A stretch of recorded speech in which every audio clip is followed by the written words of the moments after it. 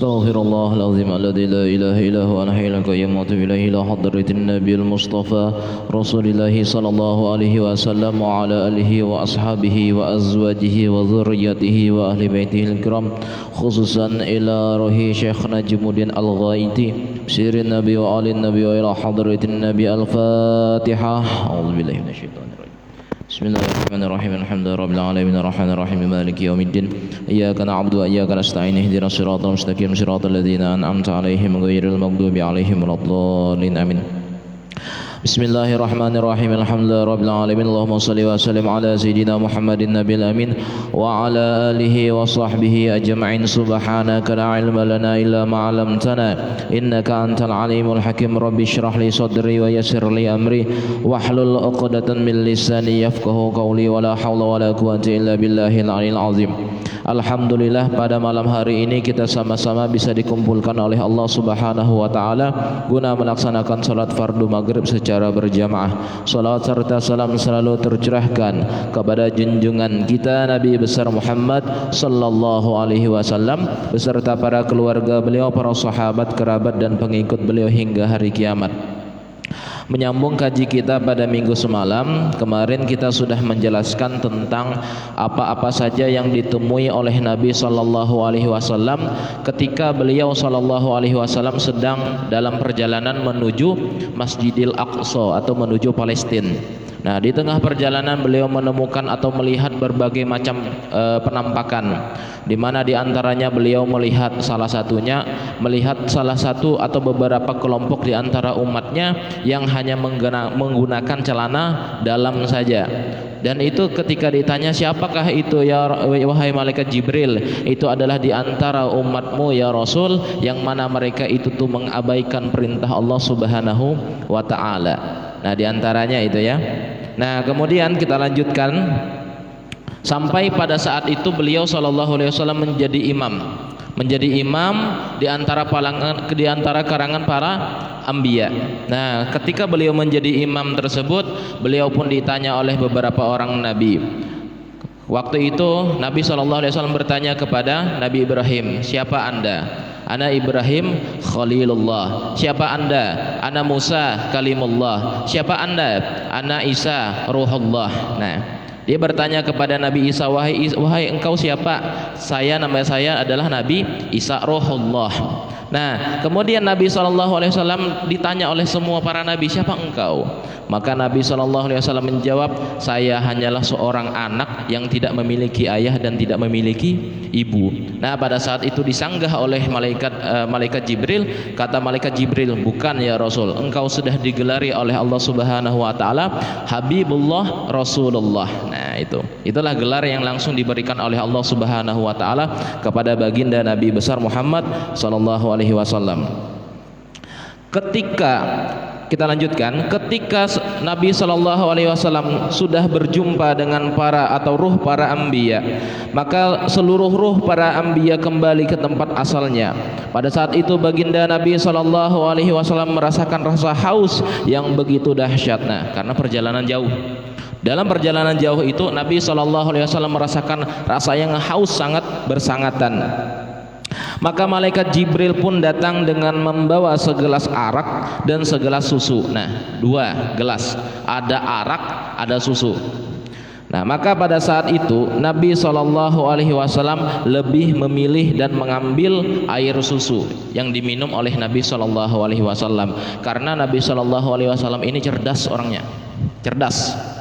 Makanya Nabi sallallahu alaihi wasallam sudah mengetahui kalau misalkan yang dipilih ini arak itu tidak ada manfaatnya bagi tubuh. Makanya di dalam Al-Qur'an pun ada disebutkan manfaatnya ada tapi sedikit, sangat sedikit. Sedangkan kalau air susu itu manfaatnya luar biasa banyaknya.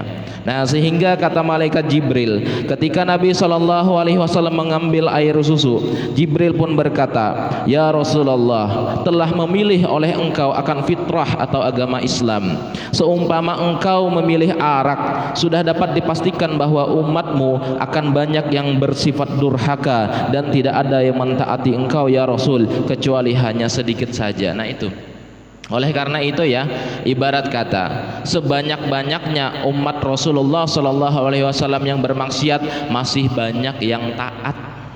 Itu salah satunya fitrah yang diberikan oleh Allah Subhanahu Wa Taala kepada umat baginda Nabi besar Muhammad Shallallahu Alaihi Wasallam.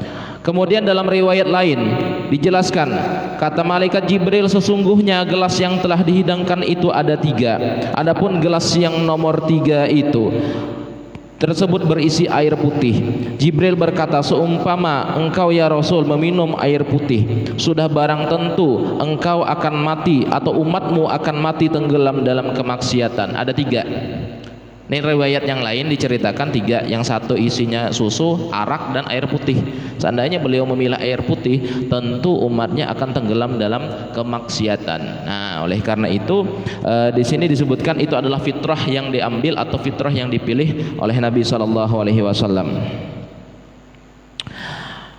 Nah, kemudian Nabi Shallallahu Alaihi Wasallam melihat ada sebuah tangga, yaitu sebuah alat untuk naiknya arwah para manusia yang beriman. Nah, kalau misalkan orang yang muslim, mereka tuh ketika meninggal dunia, ibarat kata tuh ruhnya itu tuh naik ke atas langit. Nah, sedangkan kalau orang-orang kafir, mereka akan turun ke bawah bumi. Dalam satu riwayat seperti demikian. Jadi diriwayatkan, yang kami dengar ya, salah satu riwayatnya itu begini, kalau orang mati syahid itu tuh dia sama sekali tidak akan merasakan sakitnya sakaratul maut, baik itu syahidnya syahid dunia akhirat atau mati dalam peperangan, atau orang yang meninggal dunia yang syahidnya syahid akhirat saja, contoh ibu yang melahirkan anaknya, kemudian orang yang meninggal ketika menuntut ilmu, sudah pernah dijelaskan, atau orang yang dia itu tuh kecelakaan, dalam artian kecelakaannya tuh dalam perjalanan yang baik, seolah-olah aja kelihatannya saja tragis, padahal dia meninggal dalam keadaan tidak mengalami sakaratul maut. Makanya terkadang kan ada orang yang kecelakaan meninggal dunia, misalkan tertabrak, hancur jenazahnya, kita merasa kasihan, benar, tapi jenazahnya itu mereka tidak merasakan sakit sama sekali selama perjalanannya itu adalah perjalanan yang dibolehkan ya, perjalanan yang dibolehkan. Seperti misalkan ada rombongan nuntut ilmu atau rombongan ziarah kan, kecelakaan misalkan, nah itu semuanya mati syahid akhirat.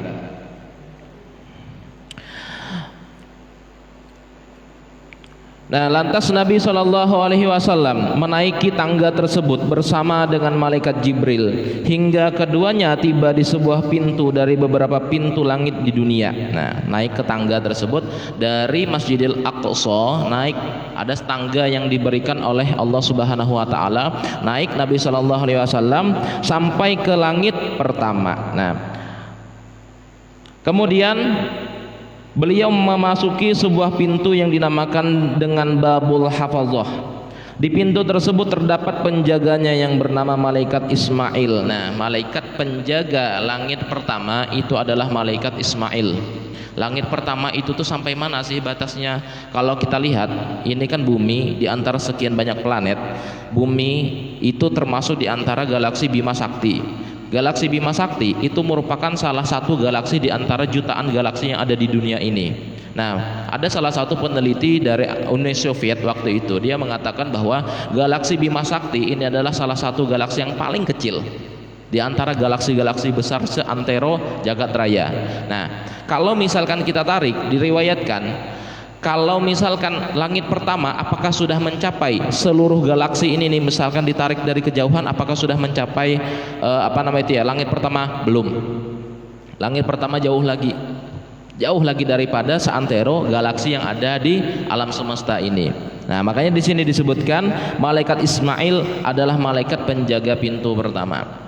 Kami pernah diijazahkan oleh almarhum Guru Sukron. Jadi beliau pernah mengijazahkan, kata beliau, kalau misalkan kita takut dalam artian hari hujan kita mau bikin acara hari hujan.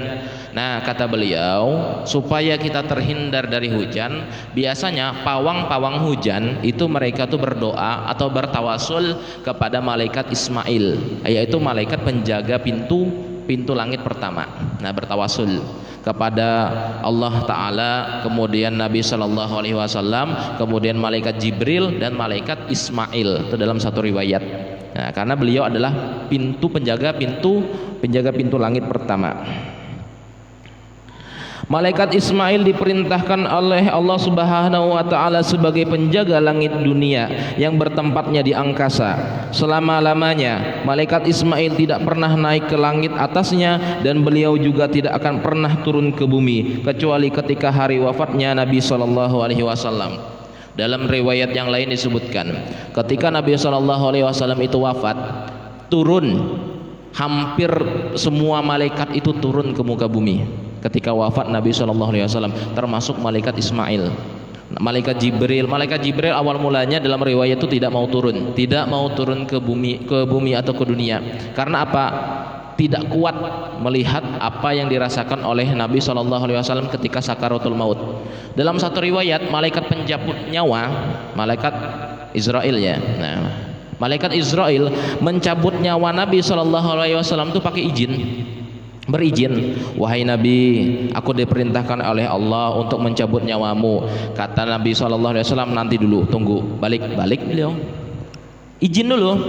Habis itu yang kedua, aku disuruh oleh Allah Subhanahu wa taala mencabut nyawamu. Kata malaikat Israel. Kata Nabi SAW, nanti dulu, kamu kembali lagi. Sampai yang ketiga, ketika itu Nabi SAW bertanya, apakah ini memang benar-benar perintah dari Allah Subhanahu wa taala? Iya, kata malaikat Israel. Akhirnya, ya sudah, silahkan kau cabut nyawaku. Nah, dicabut sedikit demi sedikit mulai dari ujung kaki sampai ke mata kaki. Nabi SAW dalam satu riwayat meringis karena sakitnya, sebagaimana yang pernah kami sampaikan, sepaling ringannya sakit sakaratul maut seperti kambing yang dikuliti hidup-hidup sampai berdarah disiram pakai air garam. Nah, kayak gitu. Paling ringannya sakit sakaratul maut. Nah, saat itu Nabi SAW ditarik, luar biasa sakitnya. Maka kata Nabi SAW, di mana Jibril? Di mana Jibril? Aku ingin bertemu dengan dia. Nah, waktu itu malaikat Israel pun memanggil malaikat Jibril. Kata malaikat Jibril, aku tidak kuat melihat sahabatku dalam keadaan sakaratul maut. Kata Nabi SAW, apabila aku tidak melihatnya maka jangan cabut nyawaku. Akhirnya malaikat Jibril turun disertai para malaikat-malaikat yang lain, turun menghadiri sakaratul mautnya Nabi Sallallahu Alaihi Wasallam. Itu ceritanya, kan ada dalam kitabnya, kalau tidak salah, lupa nama kitabnya tuh, tapi memang ada diceritakan atau diriwayatkan seperti demikian. Kemudian adapun jumlah pengawal malaikat Ismail adalah 70.000 malaikat, dan setiap satu orang malaikat itu ditemani 70.000 malaikat. Pengawalnya 70.000, satu orang itu dikawal lagi oleh 70.000 malaikat yang lain. Selanjutnya malaikat Jibril mengetuk pintu langit, dan ditanyalah malaikat Jibril oleh malaikat Ismail tersebut. Dia bertanya, siapa itu? Maka Jibril menjawab, saya Jibril. Lantas ditanya kembali, bersama siapa engkau wahai Jibril? Kata Jibril, aku bersama dengan Nabi Sallallahu Alaihi Wasallam. Kemudian malaikat Ismail bertanya lagi, sudah diutus oleh Allahkah kamu untuk masuk? Kata malaikat Jibril, ya, aku sudah diutus oleh Allah. Karena yang namanya malaikat itu tidak pernah melakukan sesuatu itu sendiri-sendiri, atau misalkan dia melakukan menurut inisiatif sendiri, tidak. Pasti ada perintah dari Allah Subhanahu wa taala. Maka malaikat Ismail pun menjawab, selamat datang, aku bersyukur atas anugerah Allah Subhanahu wa taala, sebab aku dapat bertatap muka dengan wajah Nabi sallallahu alaihi wasallam dan menjadi bagian dari ahli Nabi sallallahu alaihi wasallam, bertemu dengan Nabi. Makanya di riwayat yang lain, Nabi sallallahu alaihi wasallam bertemu waktu beliau itu turun ke neraka. Waktu beliau turun ke neraka di perjalanan Isra Mi'raj juga ini dalam satu riwayat. Pada saat itu Nabi SAW melihat malaikat Malik, di mana pernah kami ceritakan sebelumnya, wajah atau penampakan dari malaikat Malik itu tuh lebih seram daripada hantu. Syaitan itu pokoknya melihat mukanya itu tuh kita tuh langsung ketakutan. Iblis lebih ketakutan lagi, tapi malaikat Malik itu lebih menyeramkan daripada itu semua. diberikan oleh Allah wajah yang sangat menyeramkan. Bahkan kalau orang melihat itu, maka mereka tidak akan kalau orang dunia ini melihat, mereka tidak akan mau hidup dan tidak ingin rasanya melihat itu gitu. Nah, saking menyeramkannya Malik. Suatu ketika Nabi Shallallahu Alaihi Wasallam bertemu dengan malaikat Malik. Waktu itu malaikat Malik dalam keadaan tidak tersenyum sama sekali. Nabi Shallallahu Alaihi Wasallam memiliki sifat yang pemurah lembut hatinya. Mengucapkanlah salam oleh Nabi Shallallahu Alaihi Wasallam. Biasanya kalau malaikat bertemu dengan Nabi, malaikat yang mengucapkan salam duluan. Pada saat itu Nabi Shallallahu Alaihi Wasallam mengucapkan salam terlebih dahulu. Assalamualaikum ya Malik. Dijawab oleh malaikat Malik, waalaikumsalam ya Rasul. Pada saat itu tersenyum sedikit malaikat Malik, sedikit saja senyumnya terlintas di wajahnya malaikat Malik pada saat itu, dan itu pertama kali dan yang terakhir kalinya malaikat penjaga neraka tersenyum. Pertama kali dan terakhir kalinya, karena malaikat Malik tidak pernah tersenyum, tidak pernah. Orang yang paling ditakuti atau makhluk yang paling ditakuti oleh iblis itu malaikat Malik itu. Nah, kemudian lantas pintu langit pun terbuka tatkala keduanya masuk. Nah, artinya malaikat Jibril dengan Nabi sallallahu alaihi wasallam masuk. Tiba-tiba di tempat tersebut beliau sallallahu alaihi wasallam berjumpa dengan Nabi Adam alaihi salam, yaitu bapak dari seluruh manusia. Adapun keberadaannya masih tetap sama, atau perangainya, bentuk tubuhnya sama seperti ketika diciptakan oleh Allah Subhanahu wa taala. Nabi Adam alaihi salam memiliki kulit yang putih kemerah-merahan dan bercahaya. Kalau putih kemerah-merahan itu tuh ya kayak orang-orang Eropa lah, kayak gitu. Orang-orang Eropa kan. Kalau misalkan orang-orang Arab kan putih lah. Putihnya tuh nggak kemerah-merahan banget. Nah, kalau ini putih kemerah-merahan seperti orang Eropa. Tinggi badannya kira-kira 60 zira atau kurang lebih 29 meter. Kalau hitungannya itu tuh panjang dari ujung sini sampai ke belakang ya kira-kira 1,5 kali panjang inilah, panjang musola kita. Nah, itu tinggi badan beliau, tinggi badan Nabi Adam. Lebar dadanya kurang lebih 7 zira atau kurang lebih 3 meter. Hitung aja 3 meter, itu lebar dadanya, karena itu yang diciptakan oleh Allah Subhanahu wa taala pertama kali.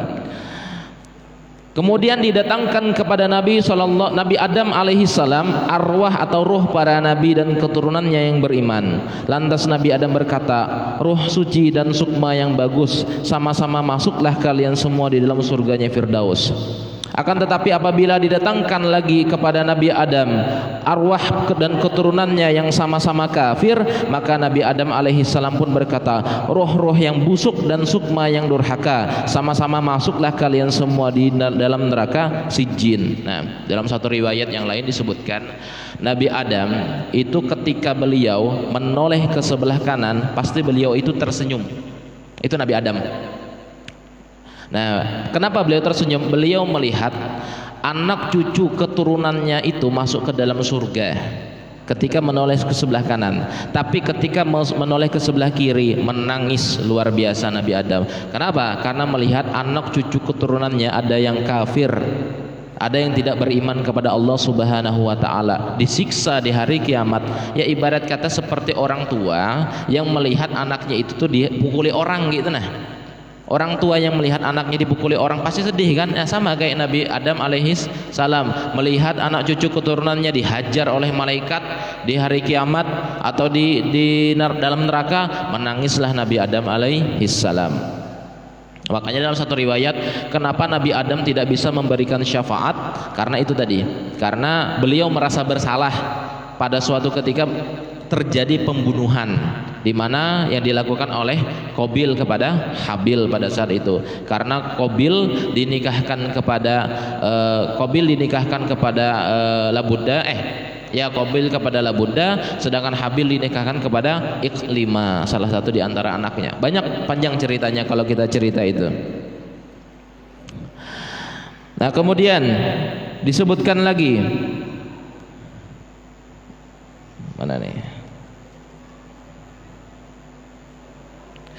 Lantas Nabi sallallahu alaihi wasallam melanjutkan perjalanan kembali. Nah, setelah bertemu dengan Nabi Adam tersebut, melanjutkan perjalanannya kembali, dan tidak jauh dari tempat tadi bertemu beliau dengan orang-orang yang senang memakan harta riba dan harta benda anak yatim. Nah, bertemu di dalam langit pertama itu tadi, bertemu dengan orang-orang yang senang makan harta riba dan makan harta anak yatim. Keberadaan mereka sangat menyedihkan dan mengenaskan, seperti fenomena terdahulu, justru malah lebih menyedihkan. Lantas baginda Nabi SAW naik kembali ke langit yang kedua. Nah, ini lanjut lagi naik kedua. Jadi naiknya itu dalam satu riwayat menggunakan anak tangga yang disediakan oleh Allah Subhanahu wa taala. Kemudian malaikat Jibril mengetuk pintu langit dan meminta izin untuk masuk. Nah, maka penjaga langit yang kedua ini bertanya, "Siapa engkau?" Jibril menjawab, "Aku Jibril." Lantas penjaga langit bertanya kembali, "Bersama siapa engkau?" Kata penjaga langit, tapi tidak disebutkan di dalam riwayat ini siapa penjaga langit kedua. Yang jelas penjaga langit pertama malaikat Ismail, penjaga langit kedua tidak disebutkan siapa riwayatnya itu. Kemudian Jibril menjawab, "Saya bersama baginda Nabi Muhammad sallallahu alaihi wasallam." Dan ditanya lagi, "Apakah engkau sudah diutus oleh Allah untuk datang kemari?" Maka malaikat Jibril menjawab, "Ya, sudah." Kemudian Nabi sallallahu alaihi wasallam dan malaikat Jibril dipersilahkan untuk masuk. "Silahkan masuk, selamat datang. Aku merasa bahwa aku mendapatkan anugerah," kata malaikat tersebut, "sebab aku dapat bertatap wajah langsung dengan baginda Nabi sallallahu alaihi wasallam." Jadi kesenangan yang luar biasa yang dirasakan oleh para malaikat ketika mereka itu bertemu dengan Nabi sallallahu alaihi wasallam. Nah, dalam satu riwayat kenapa ya para malaikat itu tuh sangat senang bertemu dengan Nabi sallallahu alaihi wasallam. Makanya ada diriwayatkan kan, "Innallaha khalaqa qabla asya' nura nabika Muhammadin sallallahu alaihi wasallam min nuri." Ada itu diriwayatkan oleh Jabir dan sahih ya. Sahih, hadisnya tersebut sahih. Bahwa Allah Subhanahu wa taala menciptakan, sebelum menciptakan alam semesta raya beserta para isinya, bahkan sebelum para malaikat dan iblis, bahkan apapun itu diciptakan, Allah menciptakan nur Nabi sallallahu alaihi wasallam. Makanya ada yang biasanya kan pengajian tentang Nur Muhammad itu kan.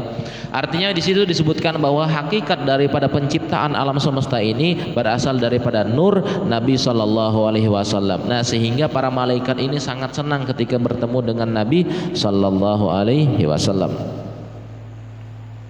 Makanya kita tuh kalau disunahkan ya, ketika kita itu tuh mendengarkan azan asyhadu anna Muhammadar Rasulullah, nah kita disunahkan untuk mengecup ibu jari kukunya, membaca, baik itu yang biasa itu dibaca tuh sholawat Allahumma sholli ala sayyidina Muhammad, kecup dioleskan ke mata. Nah, itu insya Allah diriwayatkan bahwa kita akan terhindar daripada penyakit mata, dan mata-mata yang rambun itu tuh insya Allah tidak akan berkacamata. Dalam artian itu sembuh. Nah, itu ada riwayatnya di dalam kitab, kalau tidak salah khilaf itu di dalam kitab Syarus Salikin ada disebutkan. Bisa sholawat, tapi paling bagus itu bacaannya marhaban bihabibi wa qurrata aini Muhammad ibn Abdillahi sallallahu alaihi wasallam. Itu paling bagus, paling sempurna. Tapi kalau nggak bisa apa? Cukup Allahumma sholli ala sayyidina Muhammad, kecup oleskan ke mata. Biasanya guru-guru kita kayak guru sekumpul, kemudian guru zuhdi, beliau tuh kalau mendengarkan azan, mendengarkan bacaan atau mendengarkan kalimat asyhadu anna Muhammadar Rasulullah, melakukan itu ya. Jadi ada dasarnya itu semua ya. Nah, kemudian Nabi sallallahu alaihi wasallam beliau pun masuk ke dalam pintu langit yang kedua. Kemudian pintu langit tersebut ditutup dan Nabi sallallahu alaihi wasallam bertemu dengan Nabi Isa bin Maryam dan Nabi Yahya bin Zakaria. Yang keduanya hampir serupa pakaian dan rambutnya. Artinya perangainya sama. Nabi Isa dengan Nabi Yahya. Kenapa mereka serupa? Karena ibunya Nabi Yahya masih bersaudara dengan Maryam. Ada saudara, hubungan saudara. Ibu daripada Nabi Yahya itu bersaudara dengan Siti Maryam, ibu dari Nabi Isa. Keduanya ditemani oleh sekelompok kaumnya. Nabi Isa itu berperawakan standar, kulitnya putih kemerah-merahan dan rambutnya panjang. Nah, dalam satu riwayat memang rambut Nabi Isa alaihissalam ini panjang. Ada yang mengatakan sampai pundak, ada yang mengatakan sampai pinggang. Rambut Nabi Isa memang panjang, beliau rambut Nabi Isa sallallahu alaihi wasallam. Kemudian Nabi Isa pun bertanya atau menjawabkan salam Nabi sallallahu alaihi wasallam dan mengatakan, "Selamat datang wahai saudaraku yang soleh dan Nabi yang soleh." Kemudian keduanya mendoakan Nabi sallallahu alaihi wasallam. Nah, biasanya adat kita kalau kita bertemu dengan kawan pasti saling mendoakan, doakan aku. Nah, inilah yang dilakukan oleh para nabi ketika mereka saling bertemu. Nabi Isa itu di langit kedua dalam satu riwayat, dan itu belum meninggal. Nah, dalam satu riwayat nanti yang Nabi Isa itu akan membunuh Dajjal bersama dengan salah satu keturunan Nabi Shallallahu Alaihi Wasallam, yaitu Imam Al-Mahdi. Tapi ada riwayat yang lain, Nabi yang tidak pernah merasakan sakaratul maut. Ada Nabi yang tidak pernah merasakan sakaratul maut. Diriwayatkan dalam kitab Qasasul Anbiya itu Nabi Idris. Nabi Idris. Makanya ada yang mengatakan Nabi Idris itu tidak ada makamnya. Kenapa tidak ada makamnya? Karena beliau itu tidak merasakan sakaratul maut dan tidak pernah meninggal dunia. Nah, dari satu sisi Nabi Idris itu pernah diajak jalan-jalan ceritanya. Kami itu agak lupa juga Nabi Idris atau Nabi Yahya kalau nggak salah itu ya. Nabi Idris atau Nabi Yahya itu. Jadi diajak jalan-jalan. Ketika diajak jalan-jalan disuruh turun ke neraka. Bersama malaikat Jibril. Kata malaikat Jibril, "Apakah kamu sudi tinggal di sini?" Kata Nabi Idris, "Siapa yang sudi tinggal di sini?" Kemudian dibawa lagi ke surga. Singgah di surga, "Apakah engkau sudi tinggal di sini?" Kata Nabi Idris, "Aku sudi tinggal di sini." Kemudian disuruh kembali ke dunia, tapi Nabi Idris tidak mau. Dalam satu riwayat tidak mau. "Aku tidak mau kembali ke dunia." Akhirnya mengadu malaikat Jibril kepada Allah Subhanahu wa taala, "Ya Allah, ini hambamu tidak mau kembali ke dunia." Kata Allah Subhanahu wa taala, biarkan dia menetap di surga. Nah, itu dalam satu riwayat, sehingga tidak ditemukan makam beliau. Kalau nggak salah khilaf apakah Nabi Idris atau Nabi Yahya itu. Kemudian di sini disebutkan lagi, Nabi SAW pun melanjutkan perjalanannya. Nah, artinya perjalanannya ini masih panjang. Tapi kalau dihitung itu tuh kan sekitar 2 jam atau 2 jam setengah aja perjalanan Nabi. Tapi luar biasa waktu yang dialokasikan dalam perjalanan tersebut. Karena sangat panjang, seolah-olah sangat panjang Nabi SAW melakukan perjalanan. Oke, baik.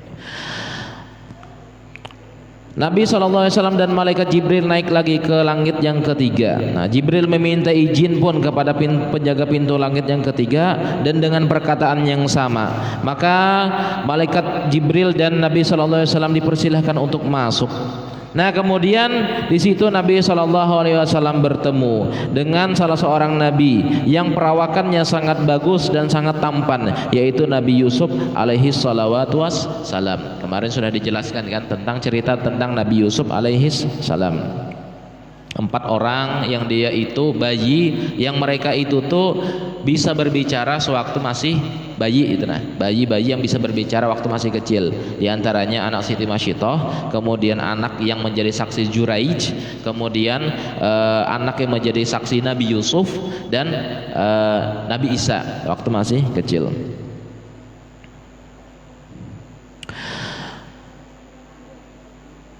Kemudian Nabi SAW bersalaman dengan Nabi Yusuf alaihissalam. Lantas Nabi Yusuf menjawab salam tersebut, dan berkatalah Nabi Yusuf, "Selamat datang wahai saudaraku yang soleh dan Nabi yang soleh." Dan Nabi Yusuf pun mendoakan Nabi SAW dengan doa yang sangat luar biasa. Nabi Yusuf pun mengetahui bahwa Nabi SAW ini memiliki ketampanan yang tidak sampai menyamai setengah daripada ketampanan Nabi SAW. Nah, artinya ketampanan Nabi Yusuf ini tidak sampai separuh daripada ketampanan Nabi Muhammad SAW. Berarti Nabi Muhammad ini paling tampan di antara nabi-nabi yang lain. Menurut salah satu riwayat disebutkan Nabi Yusuf itu dianugerahi raut wajah yang indah melebihi keindahan wajah seluruh umat manusia. Wajahnya laksana bulan purnama yang sinar terangnya melebihi terang sinar semua bintang. Baginda Nabi bertanya, siapakah dia wahai Jibril? Maka dia adalah saudaramu ya Rasulullah, namanya adalah Nabi Yusuf. Makanya kalau ada yang namanya ya, biasanya begini, kalau ibu-ibu yang sedang ngidam, baik itu ngidamnya anak cewek maupun anak cowok, nah ada amalan yang diberikan oleh guru kami, kata beliau, perbanyaklah membaca surah Yusuf. Nah surah Yusuf itu tuh ambil aja di ayat yang keempat. Idz qala Yusufu li abihi ya abati inni ra'aitu ahada asyara kawkaba wasyamsa wal qamar ra'aituhum li sajidin. Nah itu kalau tidak salah khilaf ayat keempat. Itu sering-sering dibaca oleh ibu yang sedang betianan atau yang lagi hamil. Nah ada juga kalau misalkan orang yang mereka tuh mengamalkan itu waktu di malam bulan purnama, katanya ya malam bulan purnama, jadi mandi, katanya mandi supaya bungas, supaya tampan. Ya terserah aja kalau mau ngamalkan. Jujur kami pernah ngamalkan tapi nggak berhasil. Berarti nggak berhasil tuh ya.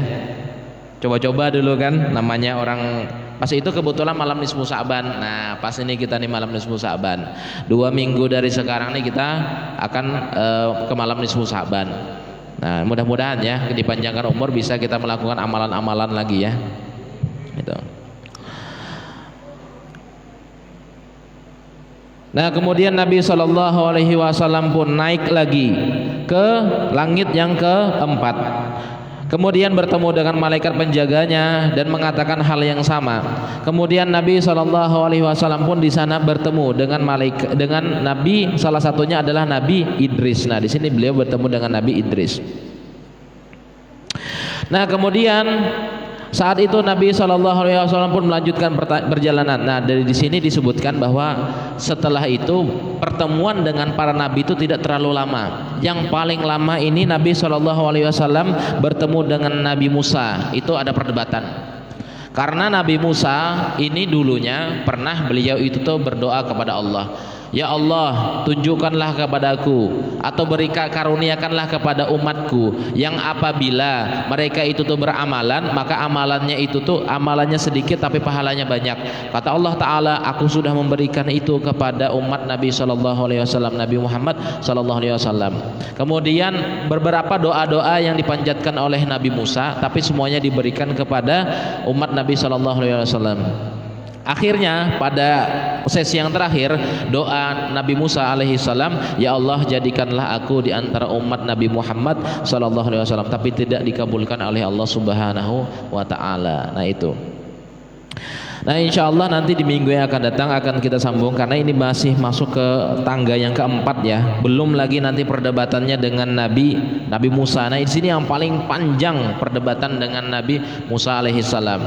Nah walaupun di minggu yang akan datang kita sudah masuk bulan Sya'ban, mudah-mudahan bisa tamat ya, bisa khotam kitab Dardir fi ala qissatil Mi'raj ini karena penting ya, penting. Jadi sebelum nisfu Sya'ban dan habis pas nisfu Sya'ban nanti kita stop dulu, libur dulu pengajian selama 2 bulan kurang lebih. Tapi pengajian kita ganti di subuh. Setiap subuh insyaallah akan kita mengkaji kitab sifat 20 ketuhanan nanti insyaallah. Nah kemudian ada permintaan membacakan doa selamat dan tolak bala atas saudara kita Bapak Suyanto sekeluarga ya. Nah mudah-mudahan segala hajatnya dikabulkan oleh Allah Subhanahu wa taala. Ila hadratin Nabi Mustafa Rasulullah sallallahu alaihi wasallam wa ala alihi wa ashabihi wa azwajihi wa dzurriyyatihi wa ahli baitil kiram, khususan ila Suyanto wa ahlihi. Syirin Nabi wa ali Nabi la hadratin Nabi al-Fatihah. A'udzubillahi minasyaitonir rajim. Bismillahirrahmanirrahim. Alhamdulillahi rabbil alamin arrahmanir rahim maliki yaumiddin. Iyyaka na'budu wa iyyaka nasta'in. Ihdinas siratal mustaqim siratal ladzina an'amta 'alaihim ghairil maghdubi 'alaihim waladdallin. Amin ya Allah. Bismillahirrahmanirrahim. Alhamdulillahi rabbil alamin. Allahumma shalli wa sallim ala sayyidina Muhammadin nabiyil amin wa ala alihi wa sahbihi ajma'in. Allahumma shalli wa sallim ala sayyidina Muhammadin tibbil qulubi wa dawaiha wa afiyatil abdani wa shifaiha wa nuril والأبصار وضيائها وقوت الأرواح غذائها وعلى آله وصحبه وسلم. اللهم إنا نسألك سلامة في الدين وعافية في الجسد وزيادة في العلم وبركة في الرزق وتوبة قبل الموت ورحمة عند الموت ومغفرة بعد الموت. اللهم هون علينا في سكرات الموت النجاة من النار والعفو عند الحساب. اللهم ادفع عنا الغلا والبلاء والوباء والزنا والربا والفحشاء والمنكر والسيوف والمختلفة والشدائد والمحن وسوء الفتن والطاعون ما ظهر منها وما بطن عن بلدنا إندونيسيا هذا خاصة وعن سائر البلدان المسلمين كافة عامة إنك على كل شيء قدير. ربنا ظلمنا أنفسنا وإن لم تغفر لنا وترحمنا لنكونن من الخاسرين. ربنا آتنا من لدنك رحمة وهيئ لنا من أمرنا رشدا. ربنا هب لنا من أزواجنا وذريتنا قرة أعين واجعلنا للمتقين إماما. ربنا آتنا في الدنيا حسنة وفي الآخرة حسنة وقنا عذاب النار. صلى الله على سيدنا محمد وعلى آله وصحبه وسلم والحمد لله رب العالمين. ويا أيها الراجون منه شفاعة صلوا عليه وسلموا تسليما. اللهم صل وسلم وبارك عليه وعلى آله